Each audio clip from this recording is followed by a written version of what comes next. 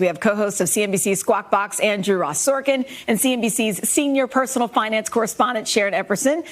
Good morning to both of you guys.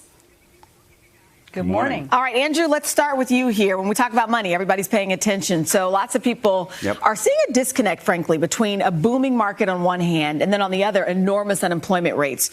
Why is there such a discrepancy? Okay, so it feels like a disconnect, and it is in many ways. You look at unemployment today, you look at where the markets are. What's really happening, and the rationalization, if you will, is that investors, when you look at the stock market, are betting that the world is going to be a lot better 12 and 18 months from now. So the stock market isn't looking at what the economy looks like today or even what it looked like yesterday. It's trying to gamble, if you will, on what it looks like 12 months from now. So if you believe in a vaccine or therapeutics or other things, that's the view. It may be right, it may be wrong. Lots of money has been pouring into big tech companies, which have obviously benefited. The Amazons of the world, the Apples of the world, even the Walmarts of the world have benefited during this period, in large part because so many small businesses have been disadvantaged and have effectively been out of business during this period. And so we have to, the hope here, of course, is that the economy doesn't get so bad because of unemployment that 12 months from now, even if we get a therapeutic or a vaccine, that things aren't better. I'm glad you just mentioned that, Andrew, because another discrepancy we're seeing, unemployment benefits. Why are people getting them in some states like New York and not in others like Florida?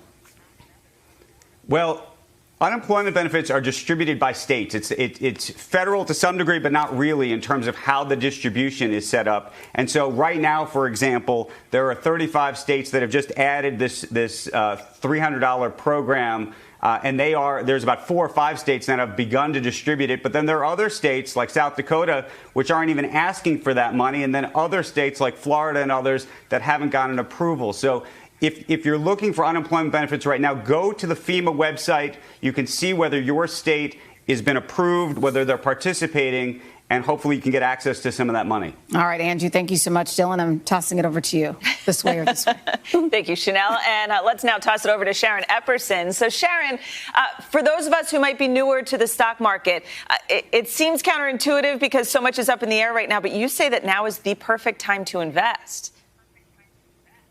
Well, it's the perfect time to invest if you want to have long-term growth, if you want your money to grow over the long term. But the first thing you need to do is make sure you have that emergency savings, that you're paying down your high-interest debt. But then if you are able to have some money to invest, you want to put that into a mutual fund that invests in many stocks. You don't want to just focus on the Amazon, the Apples, the Walmarts of the world, as Andrew said. You want a mix of stocks. The best way to do that is to invest in an index fund that follows the S&P 500 or the Dow Jones Industrial Average.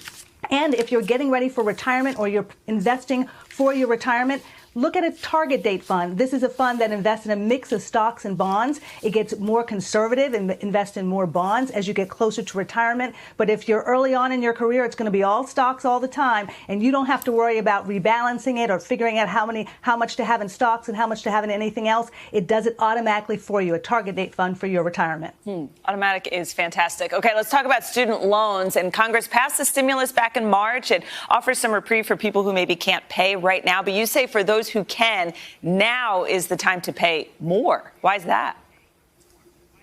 Well, here's what you need to know, that you do not have to pay payments on federal student loans until December 31st. First, it was going to be till September when that legislation by Congress was passed in March. Then an executive order by the president extended it until December 31st. That is no payments on your federal loans, most federal loans, and no interest that you're paying either. It's important to check with your loan servicer to make sure that your loans qualify for this and make sure that you understand that this is federal loans, not private loans. But the great thing is if you have extra money or you have money to pay these student loan payments, make sure you do that because you're paying directly toward the principal. What that means is you're paying down the loan balance directly. You're not paying any interest, and that's a great way to pay off this debt faster. And what about families trying to figure out how to survive on one income? What are some ways you can stretch the dollar?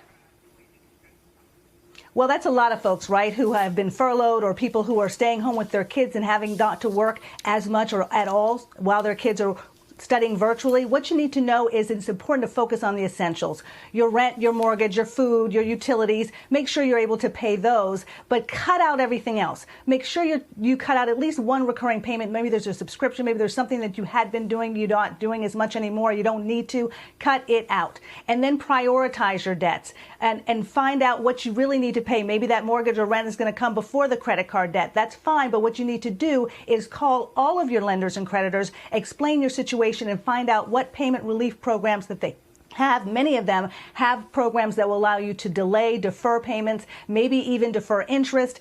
Ask what they can do for you, and then also make sure you factor into your budget some savings. I know it sounds crazy if you're just working on one income or you've lost your job, but you have to put something away. You need to build that financial muscle of saving for the unexpected, because that's where we are right now. Everything that we're going through is unexpected, right? So even if it's $25 a month, do it every month.